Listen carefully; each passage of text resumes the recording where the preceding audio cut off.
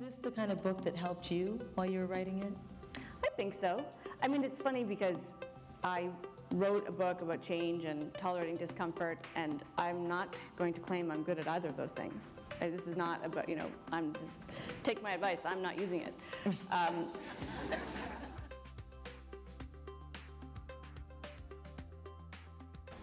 So when this book arrived, The Beauty of Discomfort, on a very personal note, I thought, this is the book I need right now, because I was in the middle of a major transition, and I had been really, really comfortable for about 20 years in news, and then everything changed. But then I thought, everybody, if they're not in transition, Amanda, they're going to be in transition at some point. Are Canadians, by and large, just too comfortable? Are we too complacent? I think I think you could make a case at a national level that we do have a culture of complacency, but actually what I discovered when I set out to figure out why we find change so hard, which was the genesis of this book, is we're wired for comfort. We are neurologically, psychologically, socially, the status quo is what we crave. And so if it's good enough, if it's comfortable enough, we really don't want to change. We don't want to shake it up. So there's a bunch of different ways you can change. Change can be thrust upon you, as happened to you, and you have to say, well, what do I do now? What's next? Or you could be going along and things are great, but you say, I want to be better.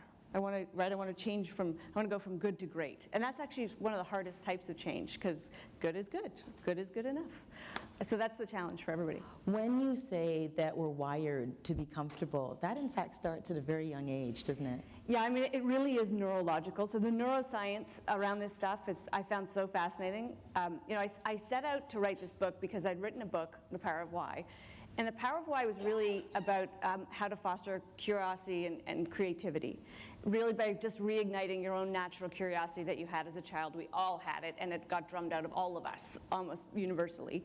So the point of that book was, get it back, ask the right questions, and you will find your natural creativity and innovation flourishes. And then I realized in the last 5 years that I'd missed a piece. And the missing piece was, even when we have our answer, even when we do everything right and get the answer that we need to our problem, we don't do anything with it. We ignore it. We don't act on it. We all have all of this stuff we know we should do, we think we should do, we wished we would do, and we don't do it. So I started thinking, why is that? Why is it so hard for us to act? And the neuroscience is really clear. I mean, this wiring for the status quo, in some ways, it resides at the most primitive part of our brain, in our limbic system. And I always say the status quo bias, as it's called, is that thing that says, the thing I've already done, the thing I know how to do, didn't kill me. So I'm going to do that again. That thing I don't know how to do is the psychic equivalent of a cave, and it's dark, and something's going to jump out at you. And so it's reptilian almost, and we find it very difficult to overcome that. Overcoming that is one part of this process. On that note, I want to read something that's I love stuck that with you've me. underlined things. You should see the notations. You should see what's going on. So this is what Amanda says. The point is that a lot of highly successful creative types continually seek out the very kinds of challenges that make the rest of us, including me, pretty uncomfortable. Whether it's straining to complete a triathlon or write a poem, they're willing to go far outside their comfort zone. And that seems to enhance their creativity and also make them more successful in their day jobs. It's not just about having hobbies, it's about seeking out new experiences that force them to stretch. Here's the thing, truly successful people don't merely tolerate discomfort, they embrace it, seeking it out again and again. And their comfort with discomfort is what makes them so good at change. Isn't that something? But that's the truth.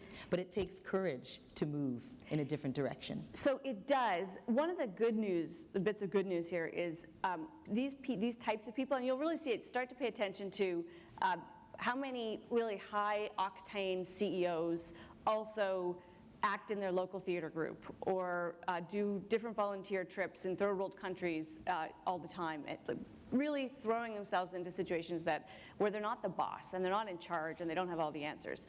And what I discovered, and I discovered it personally too she was such a good skier at the age of 4 and 5. She just was a natural on the moguls, and so she never learned proper technique.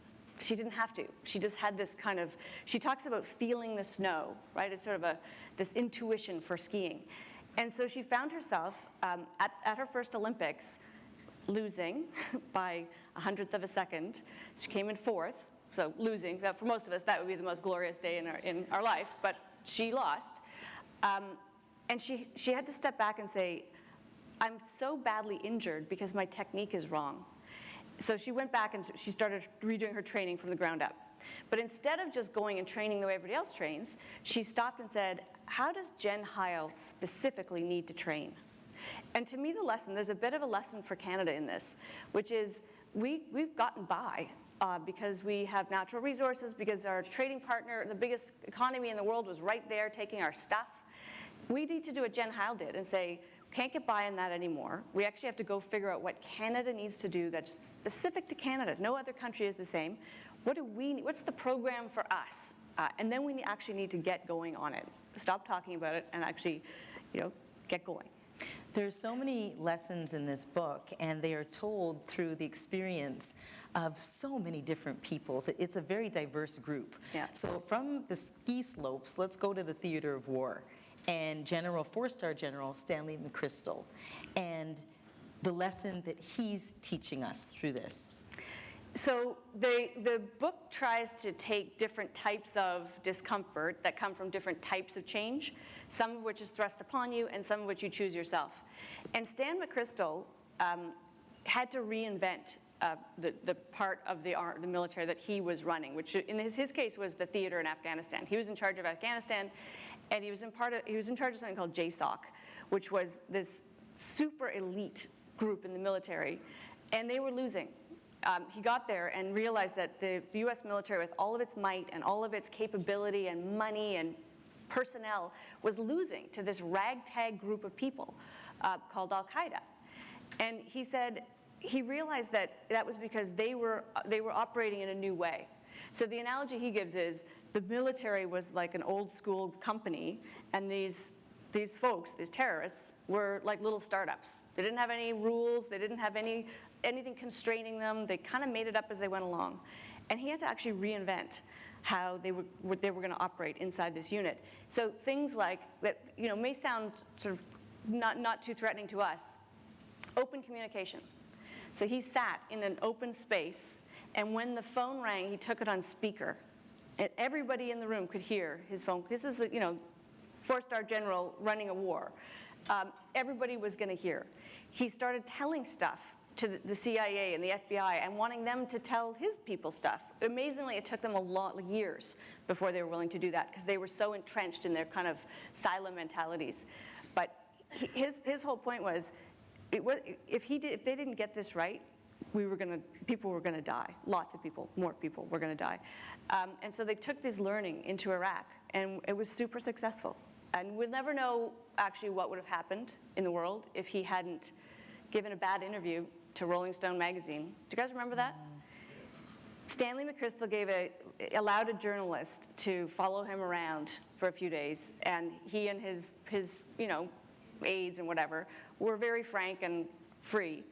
And he said a couple of things, he did and one of his top aides, a couple of things about President Obama and some other people that got him fired. And because I was researching this, I went back and read them, and I have to tell you, all these years later, in the context of what people say and do on social media today, it looks so quaint. It's hard to go back and read what he said, and it's amazing that he got fired. If he hadn't, the world might be a very different place. You mentioned research, and I imagine so much went into this because there's so many different stories, and as a journalist, you want to be factual, you want to be right, you want to be true. Tell us about that whole process and putting this together. So it started with the neuroscience, and for a little while I was writing a book about neuroscience, and then my editor said, yeah, you can't do that. You don't know anything about it. It's not what you do for a living. You're just going to be quoting other people's research. Stop it. So I said, okay. And then I was finding examples of people who had gone through some major change. And that's not that easy to do. When I was writing about innovation, finding innovators is really easy. Finding people who've gone through big transformations or change was very ad hoc. You know, I got on a plane one night coming back from Vancouver, and it was the red eye. And when I get on a red eye, I get on, I don't do anything. I put my seat back, and I'm asleep before we're off the ground. I need to get every minute I can of sleep. And this man sat in the next seat next to me and started chatting. And I was like, oh my God. But within about 2 minutes, I realized I just met one of the most interesting people I'd ever met, a man named Ray Zahab, great Canadian, ultra-marathoner. He is the subject of the movie Running the Sahara that Matt Damon narrated. Anyway, that's what got my attention. Matt Damon got my attention. But he became a chapter in the book, and it was like that. So it was sort of that piece of it was all very kind of ad hoc as I found people. And then I was writing business stories to weave in as well, because I wanted to sort of make the case that the stories of personal change and transformation should be relatable for businesses. In the end, all the business stories came out, because the people that I found who shared their stories with me, they were such profoundly moving stories, many of them, that it didn't seem right to try to match it up to a business case. I think because businesses are collections of individuals, it's kind of obvious that if you want to affect change in your organization, you need to understand how change works for your people. And so I left it at that. And so like a third of the book at one point just went out, gone. As a parent, I loved how you talked about our young people and the whole idea of comfort versus discomfort. And when it comes to even something as simple as a soccer game, yeah. And you talk about your 12-year-old playing soccer and this whole idea that everybody wins, everybody gets a medal, everybody's comfortable, there are no losers, and how that can actually be detrimental. Yeah, I mean, you know, as parents, we mean so well that we don't want to let our children struggle. Learning to let your kids struggle at any age is the best gift you can give them. And you know, you actually relearn it, right? When your kids are in their 20s, you have to learn to let them struggle again in different ways. But with my son, yeah, if you guys will remember a few years ago in Canada, they introduced this kind of change in the way that soccer would be coached.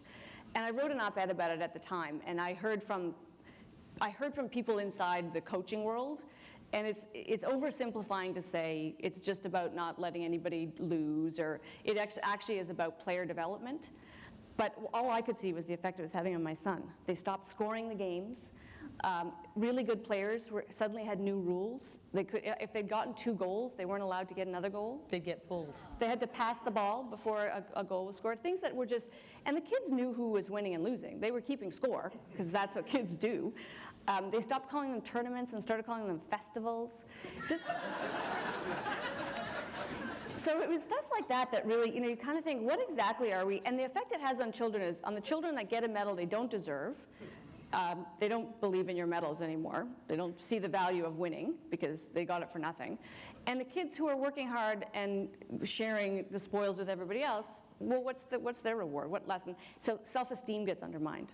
There's another piece of it that I write about, and I'd be interested to see if people react badly to this part, which has to do with bullying. Because we're so intent on protecting our kids from bullying. Bullying's a big word these days, right? You can bully your employees, you can bully your dog. On a schoolyard, there's a kind of a rough justice that goes on with young people. And while I'm in no way advocating bullying, or what we would call sort of a pervasive negative behavior toward another human being, that rough justice is important. You know, you learn when you're 6 what's acceptable to other little humans, and you learn it in a kind of a safe way, and that's how we develop as human beings. And I think we're kind of raising a generation that is going to get to work and have a boss raise their voice because their report is lousy, and they're going to think they're being bullied. And I worry a little bit about that, what we're protecting them from and why. You need to worry a lot about that. Yes. Yeah, not a little, but a lot. So from kids playing soccer to a kid that grew up in Brampton, Ontario, Tristan Thompson, who is now a big man, plays for the Cleveland Cavaliers. And there's an amazing story in this book about Dave Love, who is a shooting coach out of Calgary, Alberta, and Tristan Thompson, Brampton, Ontario, and how they come together in this crazy way. I reread that chapter because I went, okay, so this person led to this person, and then this person led to Steve Nash, and then Steve Nash led to Rowan Barrett, and Rowan Barrett, it's just to connect the dots, but it's amazing. So you have to understand that Marci knows a lot about basketball. And Amanda knows nothing. In fact, people that know me, my producers who've worked with me for years, think it's hysterical that a chapter in my book is about a basketball player. It's a fantastic chapter. Hysterical. But it was such a good story. And it was fun that Tristan Thompson is a Canadian. Not relevant. Tristan Thompson is a solid player for the Cleveland Cavaliers who did something no NBA player has ever done before, which was change his shooting hand mid-career. So he was a left-handed shooter. He had just signed a multi-million, multi-year deal with the Cavs. And his coach thought he could be a better shooter, and that was important because he was hurting them late in games. He's an awesome offensive rebounder. Correct me if I get any of this wrong. No, this is good. And that's a really great skill, and he was highly valued by his team for that ability. But because he was bad on the foul line, opposing teams knew that if they fouled him late in the game, they'd get the ball, and he wouldn't make the shots. Because there'd be no points, and then they'd get the ball. So he'd be pulled from games at the very time when his team could have used him the most. So his coach said, we got to work on your shooting. And when they started kind of just kicking that idea around, they realized that when the guys were horsing around between practices, they would often have like dumb games of, who can get the ball in with the wrong hand. And Tristan often won those games because his right hand was better than his left. So he did this really scary thing where he had to go to Dave Love, this Canadian, and it was very circuitous how they found each other, but a bunch of chance, and say, what I'm doing is good. I am an NBA player with a multi-million-dollar deal. Break it, and let's start over. And it was a real process of acceptance and breaking a problem down into pieces. The learning from that one is really, it can be big and scary. If you can do it in pieces, if you can routinize something, a change, you can do it. Mindfulness was a big part of that one. Paying attention to what he was doing helped him do it.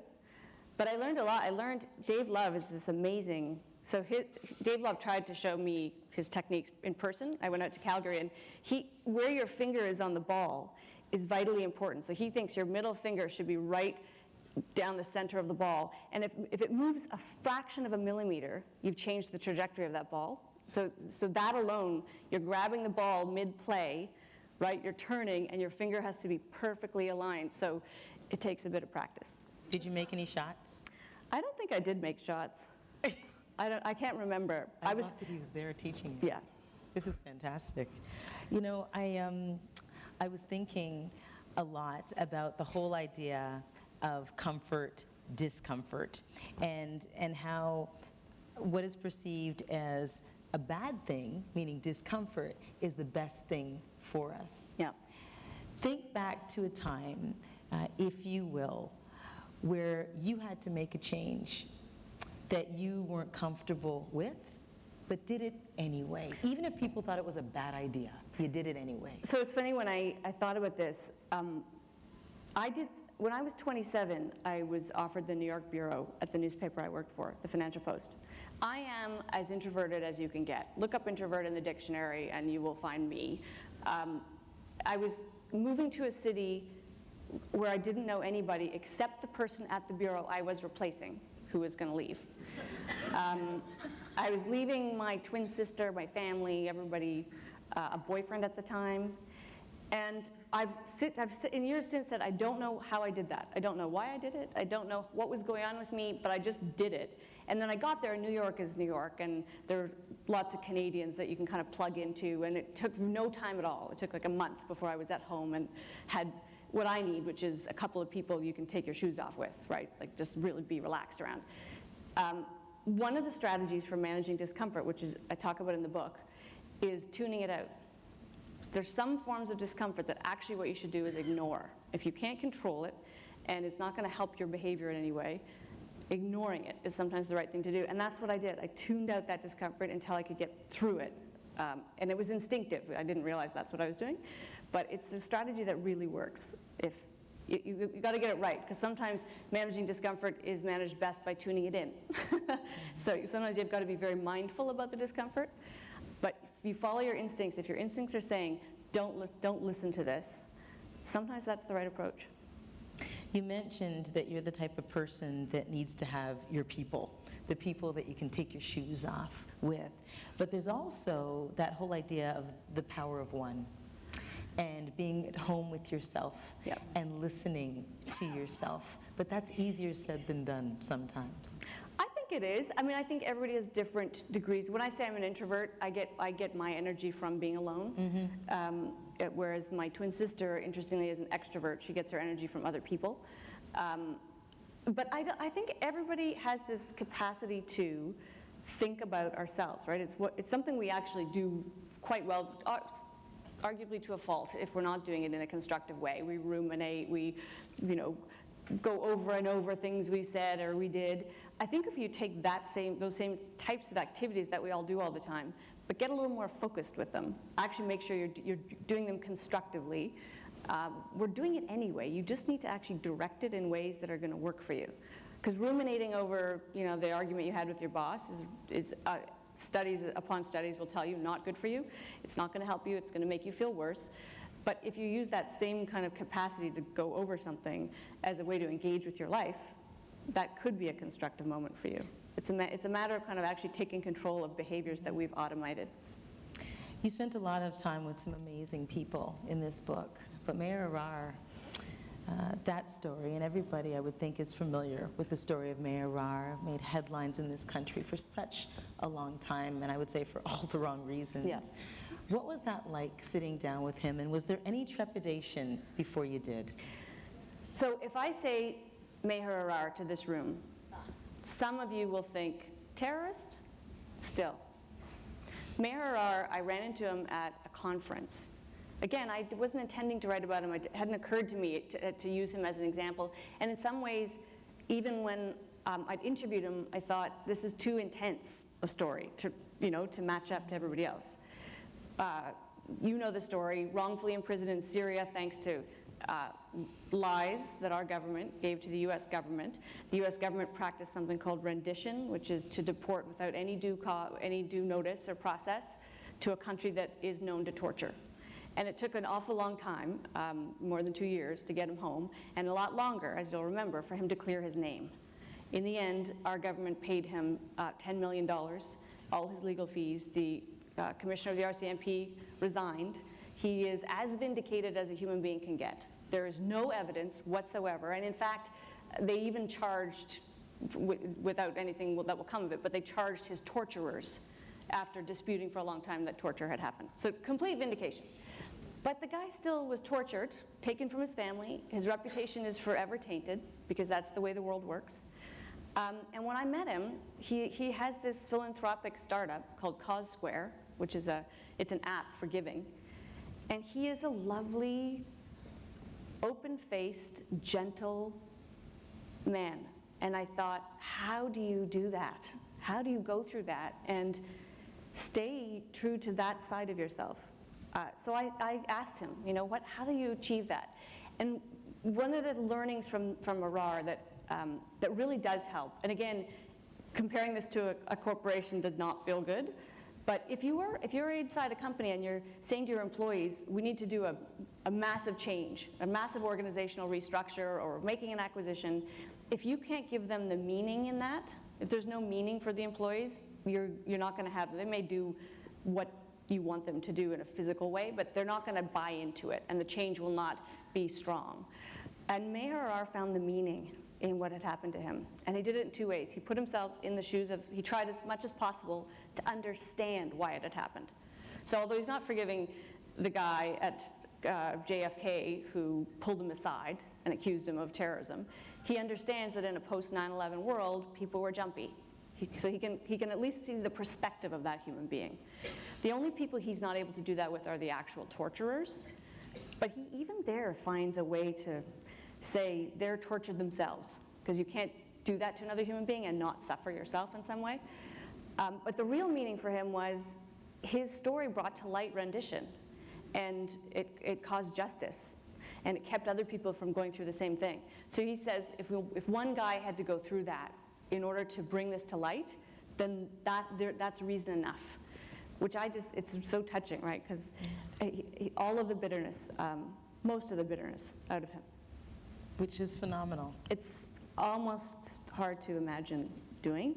But we do see that, right? We see people who suffer gross indignities and managing to forgive and managing to move on, and it's this great capacity. So I guess what I wanted was to say, look, if people can do that, people forgive their child's murderer, surely we can find ways to find meaning in the minor indignities that we suffer and put those into perspective. I figure there is no moving on without the forgiveness part. I think that's right. Maybe that's what it is. If there are, we'll say maybe 3 major lessons, because there are so many in this book, but 3 that you'd really like to impart to the readers of it, if there were 3 standouts, what would they be? I think the most important, and it's a real through line from The Power of Why to this book, is engaging and being mindful in our lives and what we're doing is the first step. And we all know that. I'm saying that and everyone's like, yeah. We don't do it because it's hard.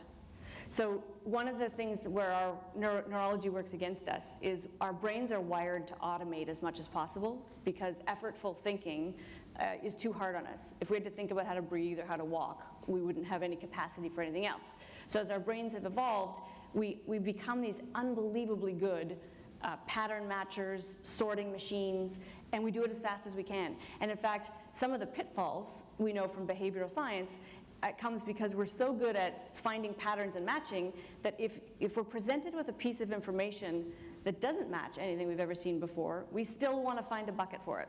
We need to assimilate stuff into what we already know and understand, which limits our ability to see new things. Slowing down and choosing when to be effortful. Mindfulness is effortful. It doesn't feel good at first, and sometimes we'll always feel bad, because just by definition, you have to work a little harder. But we are automating processes now that we really shouldn't automate. So back to Tristan Thompson. Mm-hmm. In order to change his shooting hand, a star athlete has, when they talk about the zone, he's not thinking about his shot. He doesn't have to, because he's automated it so beautifully. But in order to practice and get better or make a big change, you have to slow down and get very mindful about what you're doing. And make sure you don't automate the new habit, because you need to actually, until you've actually ingrained where you want to get, you'll rush to automate something and it won't be quite fully baked. Okay, so mindfulness is one. The other thing I hope is helpful to people is there are different strategies for tolerating discomfort and managing change, and I found them really useful to me. I find myself thinking of them because there's a whole range of them, and we all will just feel different levels of discomfort with change. I'll come back to a kind of a bigger picture way. We are a country that needs to make some big changes. And I think it's important to actually understand that that's not always easy. Even fun change is hard. We find fun change as almost as hard as painful change, just as humans. So figuring out strategies that will help you, and the people that I talked to were, I think, amazing examples of that. And then I guess the other thing that I found quite relatable was there are very well documented stages of change. Andrew Prochaska, with his colleagues years ago, set out 5 steps in the process of change that you can apply to addiction, but when you actually look at them and break them down, you can apply them to any change. And I find them very useful myself when I'm thinking through a change. It's pre-contemplation, contemplation, preparation, action, and maintenance. And they've actually added a 6th, which is relapse. Because relapse is, they stop thinking of it as a failure to act and as part of the process, and it'll send you back to preparation or contemplation, but if you learn from it, it's actually part of a change cycle. And knowing where you are in those stages can be really helpful in kind of bolstering your courage for what you're trying to do. I want to pick up on that, the relapse part and more. I've underlined some more. Do you see this? Okay. I want to read this part. However inconsequential the steps you're taking may seem, they're all part of the process, which is not all linear. Change is not about steadily climbing a set of stairs, but about inching up a slippery spiral. You may lose your footing and slide right back down to a previous stage.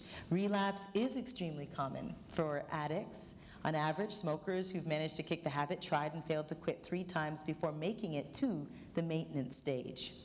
While each tumble back down the spiral feels like an abject failure, it isn't necessarily. It may actually constitute another milestone on the long road to your goal. Did you were planning to read that before I just went on and on about Yes. it? Wow. This is how life works sometimes.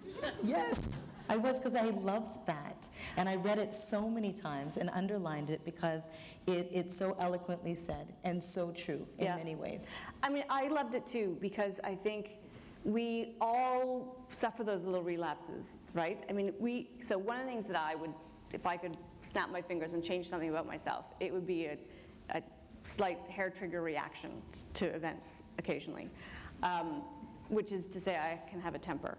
And I would love to just slow it down. And so I've been working on this, right?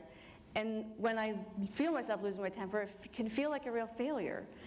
Except now I know I need to stop and actually live with that for a minute. Why did that just happen? What was I feeling right before it? This is my relapse. And if my relapse helps me go back to preparation and into action, I'm okay. It's actually going to help me. So it really does, it's just information that gives you tools to put around, it gives you a plan to follow rather than just sort of this ad hoc, I'm going to try again. Is this the kind of book that helped you while you were writing it? I think so. I mean, it's funny because I wrote a book about change and tolerating discomfort, and I'm not going to claim I'm good at either of those things. This is not about, I'm just, take my advice, I'm not using it. But I learned a lot, so I think I'm better. I think more about change. I think I'm more willing to change. I did something in December that was way outside my comfort zone. What did you do? I went to Haiti on a volunteer trip. That's amazing. It's this particular group that embeds you with a family. So I was living in a rural, no running water, no electricity. I thought my French would work. French and Creole are just different enough that not really. And you're living with this family for a week. And I can see how addictive this stuff is. Because not only the country is beautiful and the people are amazing and culturally very similar, so you could go places where it's a lot further outside your comfort zone than Haiti, but I keep thinking longingly of that trip and what we did, and I think some of it is just how out of my element I was. Yeah. It means you're going to do more. I think so. Mm-hmm.